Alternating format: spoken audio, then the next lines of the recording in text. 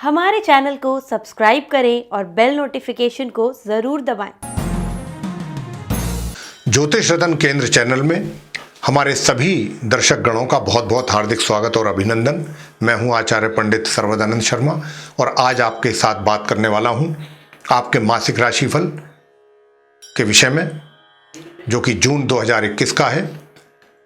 तो अभी जो हम चर्चा आपसे करने जा रहे हैं वो मिथुन राशि यानी कि जेमिनी साइन के जो जातक हैं उनके विषय में चर्चा करेंगे कि आपका जून का जो माह है ये कैसा रह सकता है, कैसा रहने वाला है ग्रहों की स्थिति के आधार पर। तो देखिए, सबसे पहले चर्चा आपसे करेंगे आपके व्यवसाय को लेकर के। तो मैं व्यवसाय के बारे में आपको बताना चाहूँगा कि आपके व्यवसाय के घर के जो स्वामी गुरु बृहस्पति हैं वो कुंभ राशि में है, अपनी समराशि में, और 20 जून से ये वक्री हो जाएंगे। तो यहाँ पर आपको मैं कहना चाहूँगा कि इन पर, क्योंकि नीच के मंगल की कुदृष्टि भी है, पड़ रही है, तो जितना आप चाहेंगे, आपकी जो इच्छाएं हैं कि मैं अपने कार्य क्षेत्र यानी व्यापार या रोजगार में कुछ इस प्रकार से कार्य करूं और कुछ आगे की प्लानिंग करेंगे आप, उनमें आपकी डिले होगा, रुकावटें आएंगी, रुकावटों का सामना करना पड़ेगा, क्योंकि मंगल की कुदृष्टि भी गुरु के ऊपर पड़ रही है। और क्योंकि गुरु 20 जून से वक्री भी हो रहे हैं, तो 20 जून से थोड़ा सा और आपके कार्यों में थोड़ा डिले, रुकावट, धीमी गति से चलेंगे काम। यानी जो जिस प्रकार से गति आप अपने कार्यों को देना चाहेंगे उनमें कहीं ना कहीं आपको ब्रेक लगता हुआ नजर आएगा। बाकी चीजें सामान्य रूप से चलती रहेंगी। लेकिन आपको यह भी मैं बताना चाहूंगा कि क्योंकि शनि की आपके ऊपर ढैया चल रही है, तो इस बात का भी आपको विशेष ध्यान रखना है। और शनि भी पहले से ही वक्री हालत में है और अष्टम भाव में अपनी राशि में बैठे हुए हैं वक्री हालत में, और भाग्येश भी हैं, तो उनके भी कहीं ना कहीं भाग्य में कमी बनेगी उनके कारण भी, क्योंकि शनि के ऊपर भी मंगल की कुदृष्टि पड़ी हुई है, तो आपके भाग्य में भी कमी रहेगी। तो यानी कि बात वहीं आ जाती है घूम फिर करके कि आप जो गति अपने कार्यों को देना चाहेंगे नहीं मिल पाएगी वो गति। उस जो इच्छा आप रखेंगे कि मेरे कार्य कुछ अपने हिसाब से कुछ ऐसे हों, नहीं होंगे, गतिरोध का सामना आपको करना ही पड़ेगा और उनमें कमियां आपको स्पष्ट रूप से दिखाई और महसूस भी देंगी। अब क्योंकि मंगल, मैंने जैसा कहा कि नीच अवस्था में है, अब मंगल का नीच होना, ये आय के स्वामी है, आपके घर के इनकम का जो घर है उसके स्वामी है, और वो आपका नीच का होकर के धन भाव में बैठे हुए हैं, तो इनकम में भी आपके रुकावट, परेशानी, कमियां, ये भी आपको स्पष्ट रूप से इसका भी ये भी चीज़ें दिखाई देंगी कि आय भी कहीं ना कहीं प्रभावित होती हुई नजर आएगी आपको। और जब आय प्रभावित होगी तो सेविंग्स का तो प्रश्न ही पैदा नहीं होता।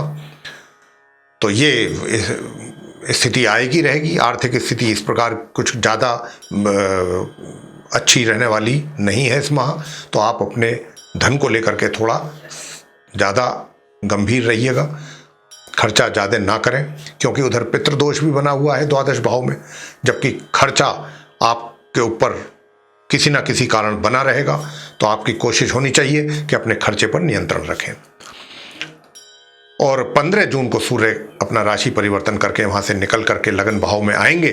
तो जब वो आएंगे, वैसे इतना मैं बता दूं आपको कि आपके जो चार्ट में देख पा रहा हूं, उस चार्ट के अनुसार आप, मैं प्रेम संबंधों की यहां पर बात कर रहा हूं इस समय, कि चार्ट के अनुसार वैसे तो आप बहुत रोमांटिक मूड में रहेंगे पूरे माह, और विशेषकर 22 जून तक तो ज़्यादा। और 22 जून के बाद क्योंकि शुक्र अपना राशि परिवर्तन करके अपने मंगल जो उनके मतलब मंगल जो उनके ना तो मित्र हैं ना शत्रु हैं, उनके साथ वो अपनी युति बनाएंगे द्वितीय भाव में। तो 22 तारीख तक आप काफ़ी रोमांटिक मूड में रहेंगे। और जो विवाहित व्यक्ति हैं, महिला या पुरुष, वे भी 22 जून तक उनका भी जीवन जो है, वैवाहिक जीवन, बहुत आराम से, बहुत सामान्य रूप से निकलेगा। लेकिन 22 के बाद थोड़ा सा वैवाहिक जीवन में कुछ कमी रहेगी, बनेगी। पारिवारिक जीवन को देखिए, मैं बता दूं कि जो परिवार के सदस्य हैं उनके साथ तल्खी बराबर रहेगी पूरे माह। किसी ना किसी इशू को लेकर के मतभेद बने रहेंगे, यानी कि स्थिति ऐसी रहेगी कि आप पूरब की तरफ तो परिवार के सदस्य पश्चिम की ओर, ऐसा कुछ रहेगा। तो आपको इसमें सावधान रहना चाहिए। शिक्षा के संबंधित जो छात्र हैं उनके विषय में बताना चाहूँगा कि जो शिक्षा प्राप्त कर रहे हैं छात्र, उनकी जो शिक्षा है सामान्य रूप से चलेगी, लेकिन 22 जून के बाद थोड़ा सा उन्हें और अधिक गंभीर होना पड़ेगा अपनी शिक्षा को लेकर के, क्योंकि उनकी युति मंगल के साथ बनेगी। तो क्यों मंगल, और वो भी नीच की अवस्था में है, उनका प्रभाव शुक्र के ऊपर आएगा। तो कहीं ना कहीं आपकी शिक्षा के ऊपर भी प्रभाव पड़ता हुआ, या शिक्षा से संबंधित परिणामों के ऊपर प्रभाव पड़ता हुआ स्पष्ट रूप से नजर आएगा। इसी प्रकार संतान की बात करें तो संतान को जो कार्य हैं, संतान जहाँ पर, चाहे आप पढ़ाई लिखाई कर रहे हैं, चाहे आप कोई रोजगार में हैं, कोई अपना कार्य कर रहे हैं, तो आपका भी कार्य 22 जून तक सामान्य ही रूप से चलेगा। 22 के बाद थोड़ा ऊपर नीचे रहेगा, फ्लक्चुएट करेगा। माता पिता को बहुत ज़्यादा आशा नहीं रखनी चाहिए अपनी संतान से इस माह। अब बात करते हैं स्वास्थ्य की। देखिए, स्वास्थ्य के विषय में मैं कहना चाहूँगा कि स्वास्थ्य को लेकर के स्वास्थ्य बहुत अधिक मुझे प्रभावित होता हुआ दिखाई दे रहा है स्पष्ट रूप से, क्योंकि स्वास्थ्य के जो स्वामी हैं वो ही नीच अवस्था में है। तो कहीं ना कहीं आपका स्वास्थ्य जो है प्रभावित रहेगा। आपको स्वास्थ्य को लेकर के बहुत ही सावधान और सचेत रहने की आवश्यकता है। अब उपाय क्या करें? उपाय करें, मंगलवार के दिन हनुमान जी के मंदिर में जाकर के हनुमान जी की प्रतिमा पर सिंदूर का चोला चढ़ाएं, प्रसाद चढ़ाएं, और वहां पर सरसों के तेल का दीपक जला करके उनकी वंदना करें, पूजा करें। हनुमान स्तोत्र का पाठ आप कर सकते हैं, और मंगल के मंत्रों का जाप करें। अगर आप चाहते हैं कि स्वास्थ्य थोड़ा नॉर्मल रहे, ओम अंग अंगारकाय नमः कम से कम इसकी एक माला प्रतिदिन करें पूरे माह।